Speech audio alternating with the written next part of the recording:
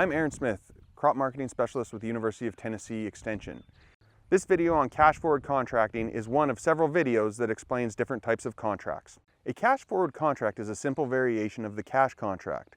The cash price is established at the time the contract is signed, but the delivery period is at a later date. Cash forward contracts can be used at any time during the year, whether it's before harvest occurs or when the crop is in storage. A cash forward contract includes the cash price that will be received for the specified quality and quantity of the commodity to be delivered. It'll also end up indicating what the delivery time is or the delivery interval is. Usually this will occur at harvest or at a specified time after the crop is in storage. One of the major advantages of forward contracts is it allows a producer to end up establishing a price before the commodity is ready for delivery. This can extend the marketing window and allow them to manage their price risk more effectively. Two of the disadvantages of cash forward contracts is one, the price is established when the contract is signed. This means if the price of corn or soybeans increases, the producer will not be able to capture the improved price in the cash contract.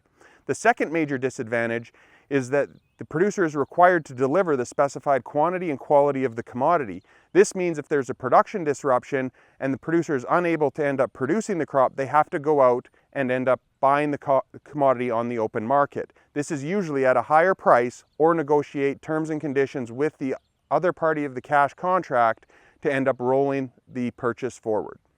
Cash forward contracts are an excellent tool to use with other forms of price risk management, including crop insurance.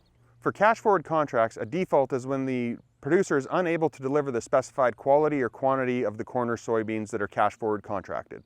One of the most important things to estimate before you end up entering a cash forward contract is what your production will be for the commodity the contract is for.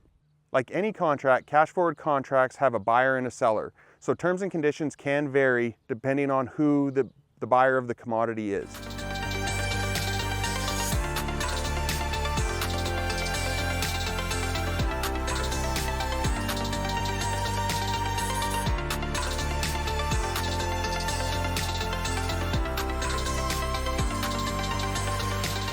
Hi, I'm John Brown with Tennessee Valley Commodities.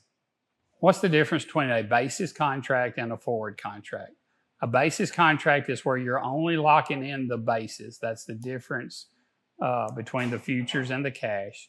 A forward contract is putting the two together, putting the basis with the futures market to establish that price. So why would I forward contract? You know your crop inputs, you like the base, maybe it's a harvest time period you're looking at and you love where the futures market is and your local basis is good and you know you're gonna have over your storage amount of bushels to sell. So you go ahead and forward contract. This can be done pretty much any time. You can do it a year out or maybe even more depending on your end user or your elevator, what they allow. So on forward contracting, how does delivery work? So if we're doing fall bushels and we enter into a forward contract, we always have to know the time of delivery. So let's just say we're looking again at the fall bushels we want to sell. We sell maybe we do the forward contract for October, November, knowing we will have the bushels then.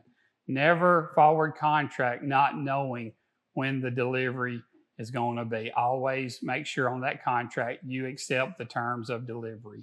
Also, on the forward contracts, always look at the amount of bushels you forward contracting to make sure that's right and that is something you can do.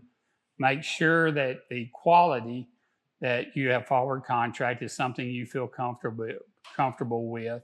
And also look at the time of payment. Sometimes forward contracting, you could have maybe they don't pay as fast as you're needing that contract and needing that money to maybe pay off an input cost. So look at all these different things on the contract to make sure you're totally in agreement and that it is something that you can make happen. So let's talk about forward contracting when you do a certain crop. Let's take, for instance, wheat. Maybe wheat gets up high and you want to forward contract it because this fall you're going to plant some. I caution you to do that a lot of times because of the quality. Make sure when you do a forward contract, you understand you're going to be held to the quality that you contracted and also to the amount of bushels you contract. It never hurts to ask the elevator or the end user, hey, if I come up short, how do we handle this? If my quality is not well enough, how will you handle this? A lot of times when you forward contract, you do a very small percentage of your production. Maybe it's 5%, maybe it's 10. And a lot of times farmers will look at that sale and hope the market goes down because it makes them feel good about making that sale. But it's to the contrary.